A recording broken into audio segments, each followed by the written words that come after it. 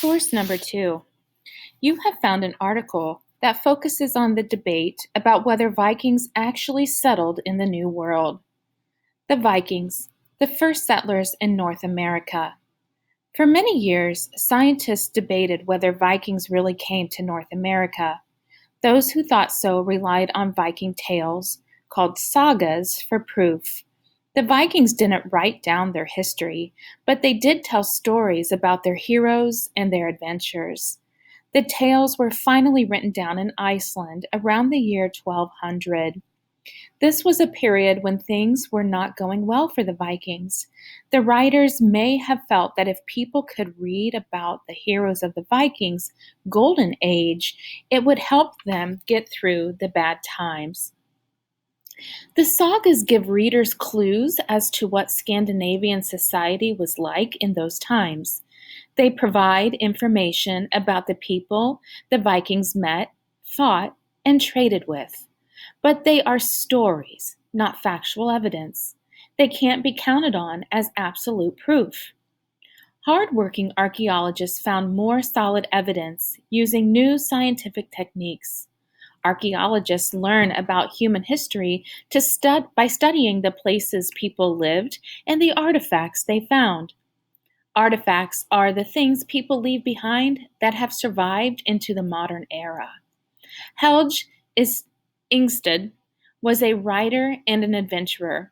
His wife, Anne Stein, was an archaeologist. The couple was sure that they could find the place the Vikings called Vinland along the coast of North America. They wanted to prove that the Vikings really did come to North America and that they did it about 500 years before Christopher Columbus or any other European. In the 1960s, Ingstad began exploring Newfoundland, a large island just off the eastern coast of Canada. He looked for traces of ancient settlements. He also questioned the people living in the areas he was exploring. One question he always asked was, "Have you seen any strange ruins in the area?" In a village on the north coast of Newfoundland, he finally got the answer he'd been waiting for. "Yes, follow me," said a Sherman named George Decker. Decker led Ingstad to a site with a lot of grass and a small creek. This kind of place would make good pasture land for Viking farmers. More importantly, though, there were a number of mounds in the tall grasses. Ingstad quickly recognized them as the remains of ancient buildings. The Sherman thought American Indians may have left the buildings, but Ingstad believed they were built by Vikings. He set out to prove it.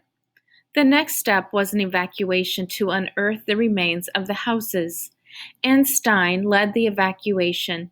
Soon, both believed that the buildings were longhouses resembling those the Vikings had lived in Scandinavia.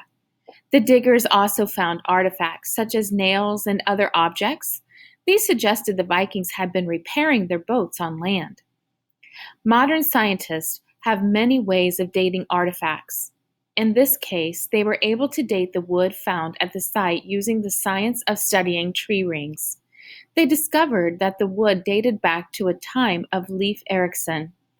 Erikson had been identified as the first Viking to visit North America around the year 1000. So there was certainly evidence to show that Vikings had lived at the site of the excavation. But was this the spot where Leif himself landed? How long did the Vikings stay there? What did they do for recreational activities? And why did the Vikings leave?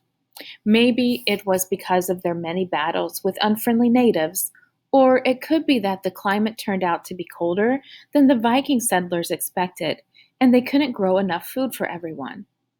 Nobody really knows the answers to these questions. We also don't know where the Vikings went after they found Newfoundland. They may have returned to Iceland or to Scandinavia. Still, the Vikings did have a great influence on those who came after them. Some historians believe that European explorers like Columbus, who sailed in the 15th century, were encouraged to explore the West by reports of the Vikings' travels.